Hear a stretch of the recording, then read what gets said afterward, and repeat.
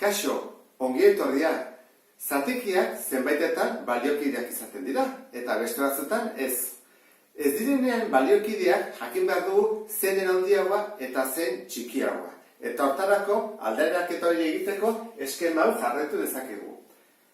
Lehenengo irizpidea izango litzake, izendatzaile bera dutenean, adibidez hemen bezala, 3 laurden eta 2 laurden, izendatzaile bera dutenean zenbakitzaile handiena duena da handiena. Orduan, zer du hemen handiena? 3 ez da? 3 da handiagoa, 2 baino. Orduan, honek esan nahi du, 3 laurden, 2 laurden baina handiagoa dela. Hori marrazkiz ikusi dezakegu. Laurdena jartzen nahi ditut, laurdena eta hemen ere laurdena, hemen 3 hartzen ditut, eta hemen 2. Horregatik, hau handiagoa da, gehiago hartzen ditudelako. Zati gehiago daudelako hemen baina. Bitartean, zenbakitzaile bera dutenean, hemen bezala ikusten, 5 eta 5. Horan, goiko zenbakia berdina dutenean, izendatzaile txikiena duena da handiena. Horrek esan nahi du handiena izango dela 5 eren, eta ez 5 laurden. Eta hori zergatik da? Guazen marrazki egitea. 5 laurden, laurdenak egin behar ditut, egingo ditu baita ere, laurdenak eta laurdenak, bi egingo ditut, zenbatekin ez delako nahikoa. 5 marrazki behar ditut. 1, 2, 3, 4 eta 5. Eta hemen 5 eren. Horan hemen, egin behar ditut, erenak. Horrelakoak, ez da? Adibidez, bakoitza 3 pusketan. Eta 5 hartu behar ditut. 1, 2, 3, 4, 5. Ikusten duzuen bezala, hemen gehiago marraztu dut, hemen baina. Eta hori zergatik da, puska hau direlako handiagoak. Oso egin dut 3 pusketan bakarrik. Hemen puska txikiagoak dira, puska gehiagotan egin dudalako oso bakoitza. Ulertzen da, horran, 2 irizpide hauek jarraituta, fatazegu beste bat. Ez dugunean, ez izendatzailea eta ez zenbakitzailea berdinean.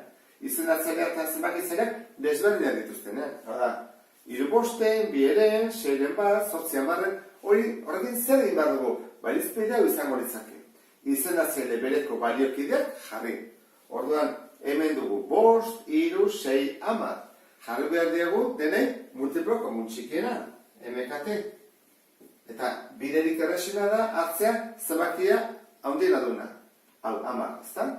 Orduan, izango da, edo 10, edo 20, edo 30, edo 40. Orduan, 10, 5 pasatzen da, 5, 10, 15, 20, 3, 6, 9, 12, ez, orduan, 20kin. 20kin, 6, 12, 18, 24, ez du balio. 20 10ekin, 6, 12, 18, 24, 30, bai? Hau ere 30 hamarretik, eta hau ere 30 hamarretik. Horran dere jarriko digu 30 hamar. 30 hamar, 30 hamar, 30 hamar, eta 30 hamar. Orduan, guazen egitean, 30 hamar, zati 5, 6 bidariru, hemen 8. Urrengoa, 30 hamar, zati 2, hamar. Horran hau hamarrekin din behar da, 20. Hau, 30 hamar, zati 6, 5. Orduan, 5 bidar bat, 5. Eta azkena, 30 hamar, zati hamar, 3 da, bidar 8, 24. Horren hartu ezakegu. Zen da denetan txikiena hemen esaten du? Duena, zenbakitzaile txikiena. 5. Horren, denetan txikiena da, 6 bat. Bigarrena, zer izango da, hau ez da, hemen 8, 30 hamarren. Horren, bigarrena da, 3 bosten. Urrengoa, 20 hamarren, beraz, 2 eren da urrengoa, eta denetan handiena, gelditzen zeguna, 8 hamarren. Terantara, ordenatitugu txikinetik handienera. Beste kaso batzutan, badago, buruz biderketa erabiltzeko aukera. Adibidez, ni baldin badut 3 bosten, eta hemen baldin badut 7 9 egin dezakedana da, badau pauso bat biderek konparatzeko. Eta izango dezake, bidertu ezagun horrela, baliokideak ziren bezala, 9 bidar 3, 27,